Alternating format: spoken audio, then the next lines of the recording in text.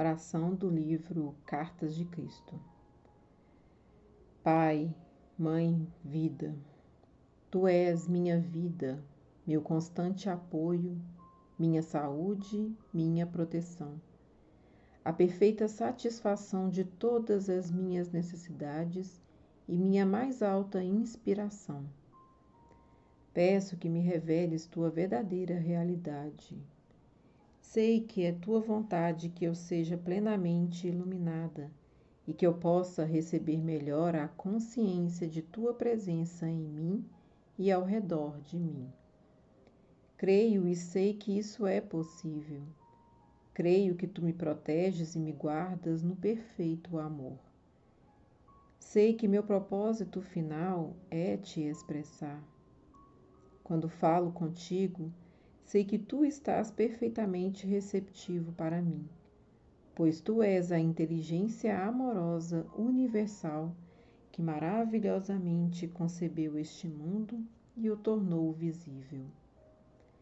Sei que quando Te peço para falar comigo, eu envio um raio de luz de consciência para a Tua consciência divina, e que quando eu o escutar, Tu entrarás em minha consciência humana e virás cada vez mais perto do meu espírito e meu coração, mais e mais receptivos.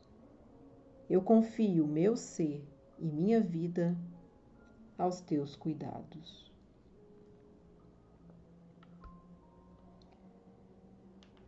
Continuando a parte 2, da carta 1, página 32. Necessidade urgente de uma visão mais elevada. Deve ser amplamente aceito que existe uma visão mais elevada e que é preciso esforçar-se para introduzi-la na vida diária. É somente alcançando esta visão mais elevada que o mundo físico será resgatado da total aniquilação. Sem esta visão para si mesmo ou para o mundo, não pode haver evolução espiritual, nem se pode alcançar as coisas que mais se desejam. Neste momento, a sua percepção da vida é aquela de fardo e privação. Essas crenças são retratadas e reforçadas de forma chocante pela televisão. Elas acabarão por trazer a miséria que você esperava nunca conhecer. Portanto, para salvar você de sua própria insensatez, expressada por meio da mídia, a consciência humana deve ser rapidamente elevada para ver o que eu vi no deserto. A realidade do amor por trás e no interior de toda a existência. Observe bem.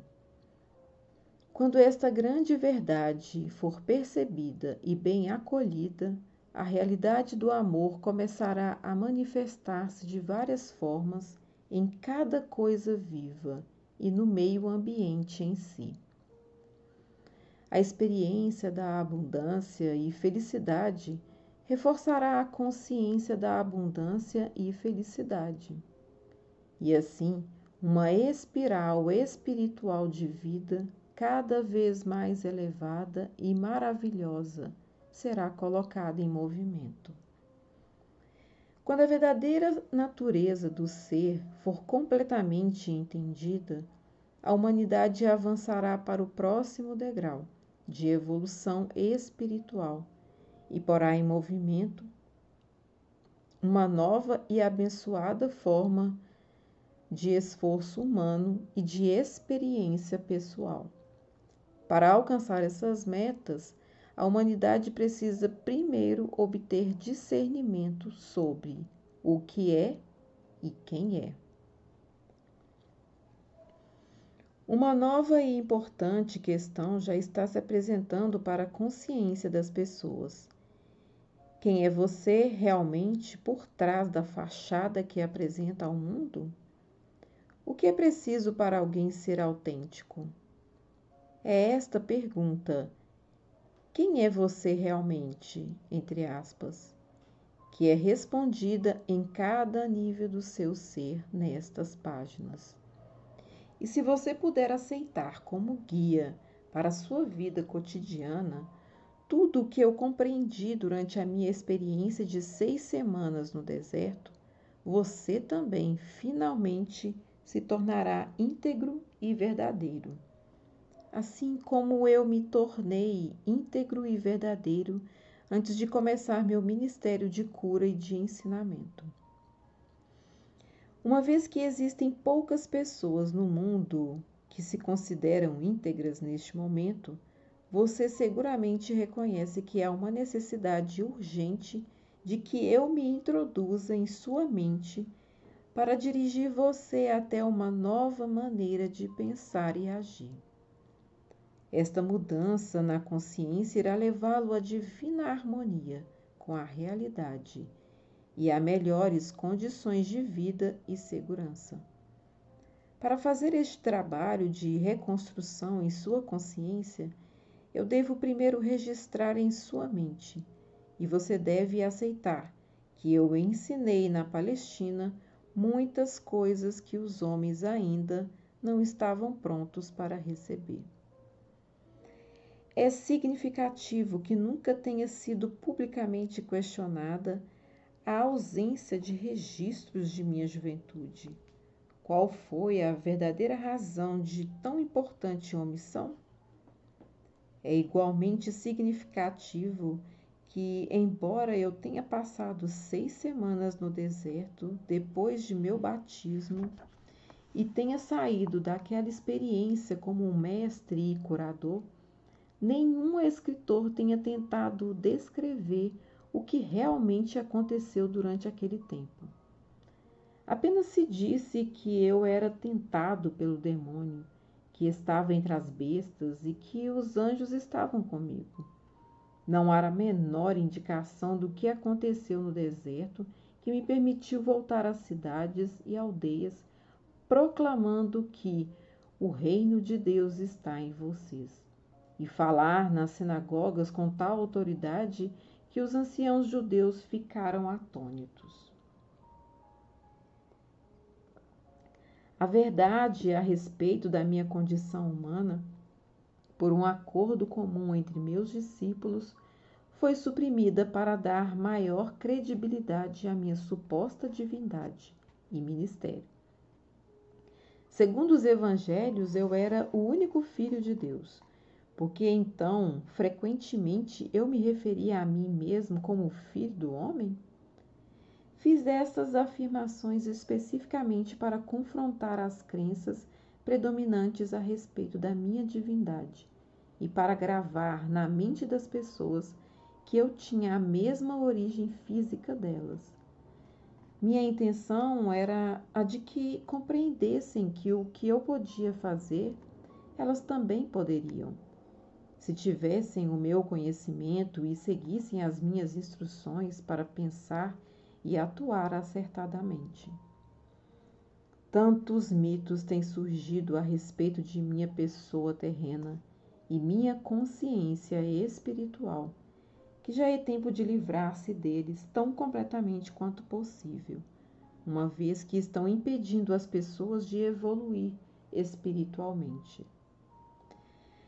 Você que foi doutrinado com ensinamentos religiosos deve tentar compreender que meus discípulos evangelistas, ao relatarem minha vida, descreveram somente aquilo de que se lembravam pessoalmente e que apoiavam plenamente seus relatos de minhas atividades sobrenaturais. Eles também incluíram muitas coisas que outros disseram sobre mim durante os cerca de 30 anos que se seguiram à minha morte. Depois de tamanho lapso de tempo e do inevitável embelezamento da verdade, como é possível que tenha escrito uma biografia fidedigna a meu respeito e de tudo o que realmente aconteceu, ou explicar corretamente minhas percepções espirituais verdadeiras, as quais deram origem às minhas palavras e meus milagres? Somente uma pessoa pode escrever deste ponto de vista, e essa pessoa sou eu mesmo. Portanto, estas cartas vão levar a você a minha verdade de uma forma que nenhum espectador poderia trazê-lo, não importando o quanto eles pensavam que entendiam o meu pensamento. Por esta razão, durante mais de 40 anos, a mente do meu canal tem sido sistematicamente purificada de todo o ensinamento ortodoxo e o sistema de comunicação entre nós tem sido aperfeiçoado. Se minha verdade expressa nessas cartas diferir muito do que está escrito no Novo Testamento, há de se duvidar dela ou ajeitá-la por esta razão? Portanto, estou descendo em consciência brevemente, tão perto quanto necessário do seu plano de consciência, para descrever minha vida e meus ensinamentos de 2000 anos atrás. Meu lugar na história. Em primeiro lugar, devo assinalar que minha vida e pessoa foram brevemente referenciadas por Joséfo na história dos judeus, escrita para o governador e apresentada ao imperador romano. Joséfo anotou sucintamente que Jesus, que tentou derrubar a lei e ordem e o governo dos romanos, foi castigado e crucificado. Tem-se dito que Joséfo pode ter se referido a algum outro Jesus, mas não é assim. Eu, que mais tarde me tornei o Cristo, que realizo os chamados milagres de cura e materialização, fui o rebelde. Mas eu não era nenhum agitador. Não incitei deliberadamente as pessoas a desafiar os romanos, nem a desafiar a lei e a ordem. Eu fui um rebelde contra as tradições judaicas existentes. Quando emergi das 6 semanas de jejum no deserto, vi uma forma melhor de pensar e viver e tentei transmitir o meu conhecimento aos meus companheiros judeus, com pouco sucesso. É importante que você entenda que a pressão da opinião pública pesava sobre meus seguidores, enquanto eles realmente acreditavam que eu trazia uma mensagem aos judeus para salvar a alma e que eu era o Messias, o Filho de Deus.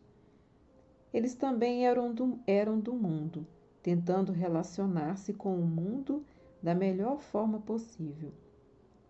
Portanto, ainda que conhecessem meus sentimentos contrários às crenças dos judeus, eles não estavam felizes em dispensar o Velho Testamento por completo.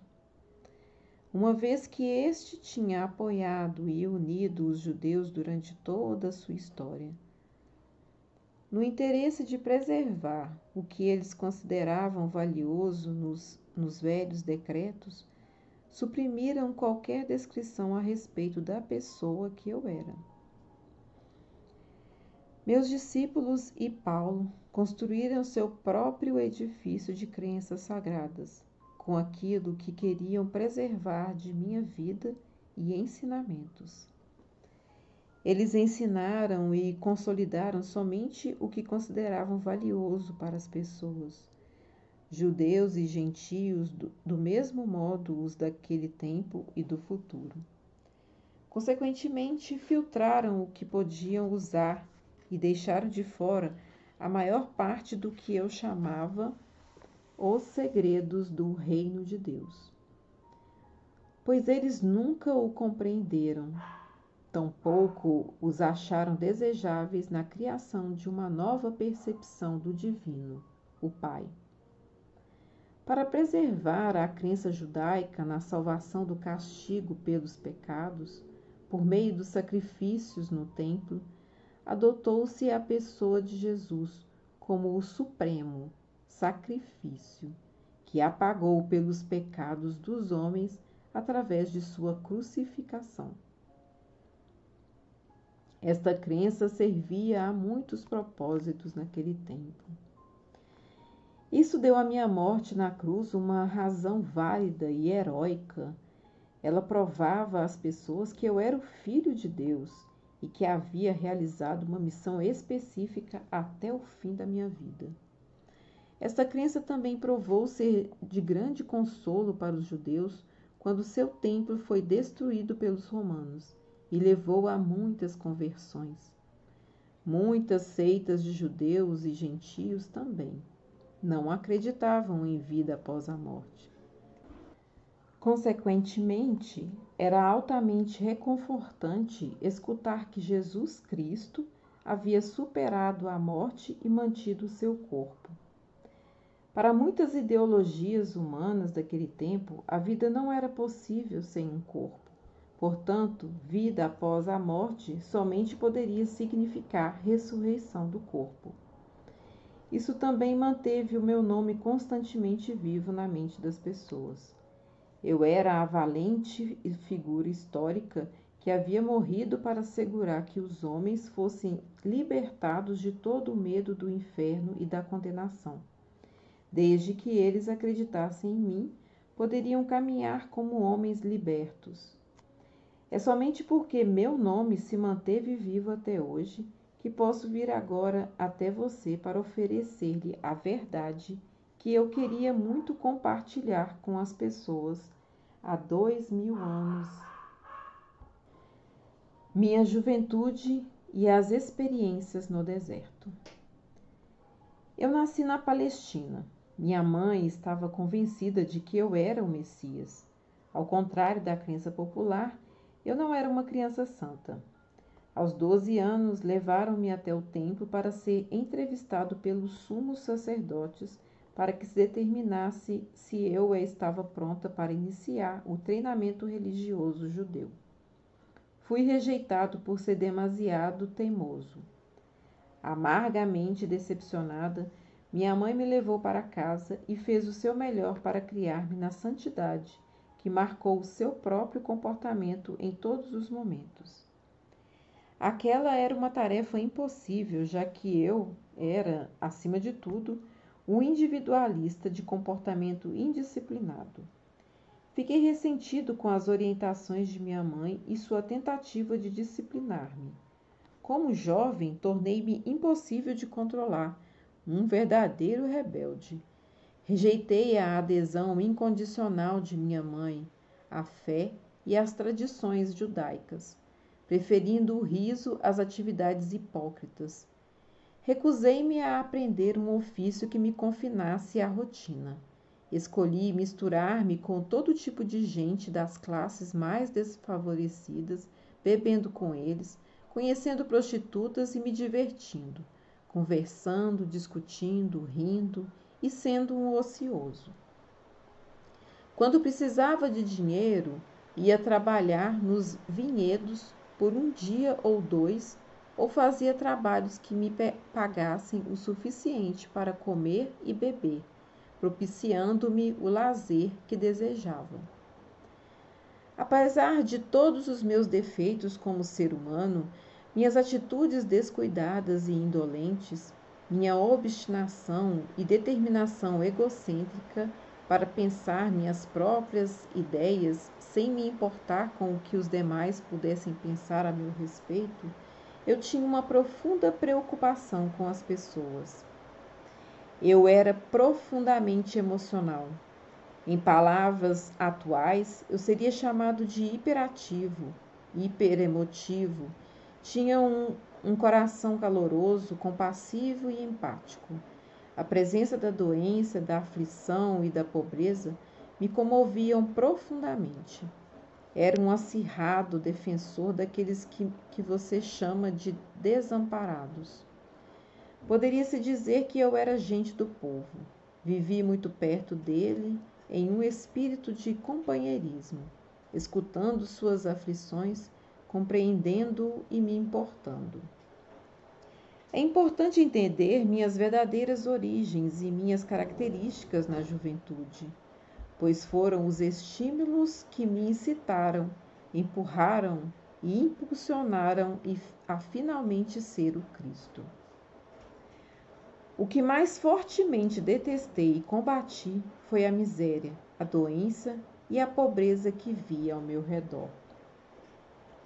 Isso me enfureceu e me tornei estridente e apaixonadamente zangado por ver as pessoas maltrapilhas, magras e famintas, doentes e aleijadas, sendo cruelmente intimidadas pelos líderes judeus que as sobrecarregavam com leis e práticas sem sentidos, ameaçando-as com punições de Jeová caso não obedecessem.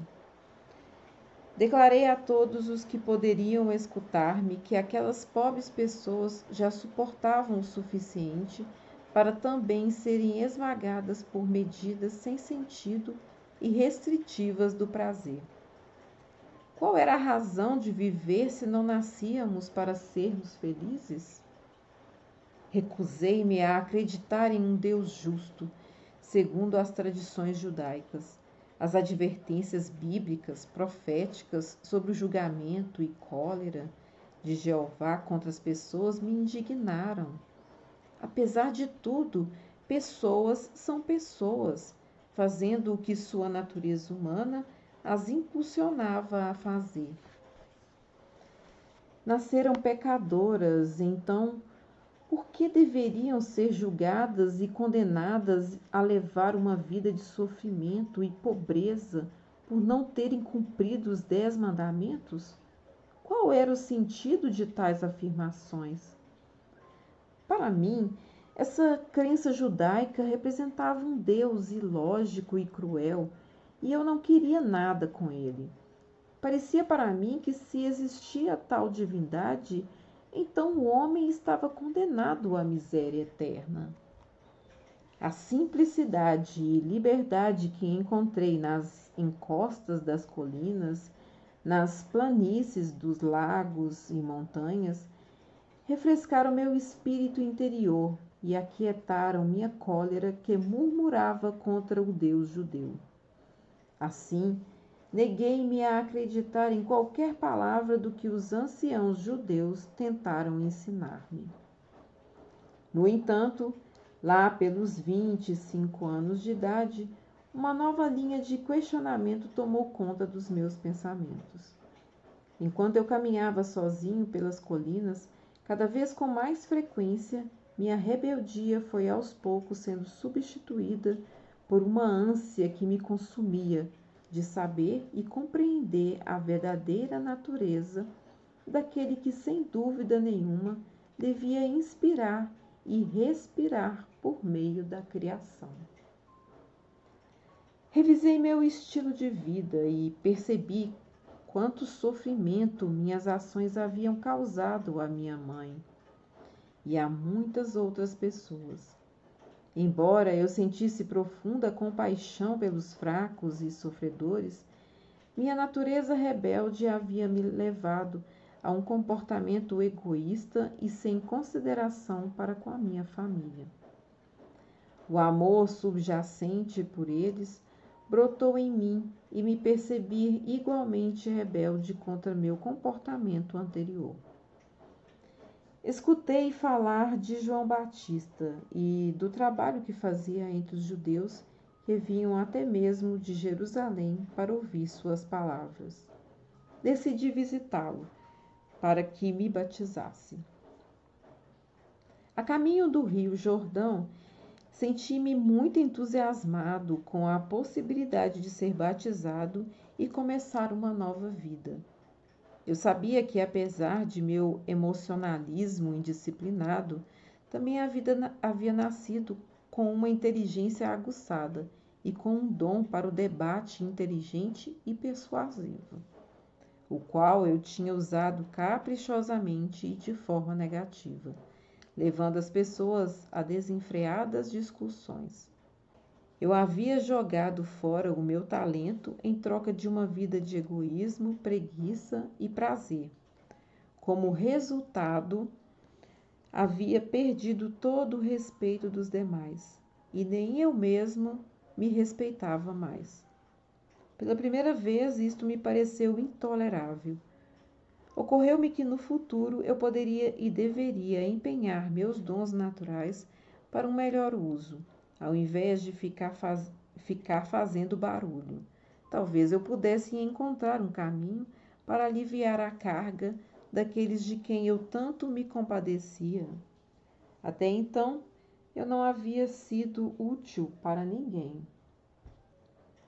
Meu batismo. Quando entrei na água do Rio Jordão para ser batizado por João, esperava sentir apenas alívio e a consciência de que pelo menos uma vez havia dado um passo positivo em direção à reforma de meu comportamento. Esperava sentir uma nova determinação para ir para casa e surpreender minha mãe e meus vizinhos com atitudes novas e amáveis em relação a eles. O que realmente aconteceu quando João me batizou foi uma experiência completamente diferente de qualquer coisa que eu poderia ter imaginado possível. Senti uma grande onda de tremenda energia surgindo em meu corpo. Fiquei literalmente chocado com isso. Ao sair da água cambaleando, senti-me elevado em consciência de um modo extraordinário. Um grande fluxo de brilhante felicidade elevou-me a um estado de êxtase. Estava arrebatado e consciente de uma grande luz. Tropeçando, me afastei do rio e fui caminhando e caminhando, sem saber onde estava indo. Continuei e, sem me dar conta, entrei no deserto. Por favor, observe. Minhas 6 semanas no deserto foram um tempo de total limpeza de minha consciência humana. Velhas atitudes, crenças e preconceitos foram dissolvidos. Chegou o momento de compartilhar com as pessoas receptivas tudo o que eu senti, vi, percebi e compreendi. Para ajudar as pessoas a abandonarem a velha imagem de uma divindade bíblica, evitarei me referir a Deus por esta palavra e vou usar uma terminologia projetada para ampliar a sua mente, para abraçar aquilo que realmente é, para além de toda forma terrena, cor, som, emoção e compreensão. Esta terminologia se tornará cada vez mais significativa na medida em que você for perseverando na meditação e na oração. Terminamos por aqui a parte 2 da carta 1, na página 39. O próximo título é O que eu senti quando estive no deserto. Gostaria de pedir a todos, que inscrevam no nosso canal, que dê o like, para que mais pessoas possam ter a oportunidade, de conhecer as cartas de Cristo. Muito obrigada por me acompanhar até aqui. Tchau, tchau.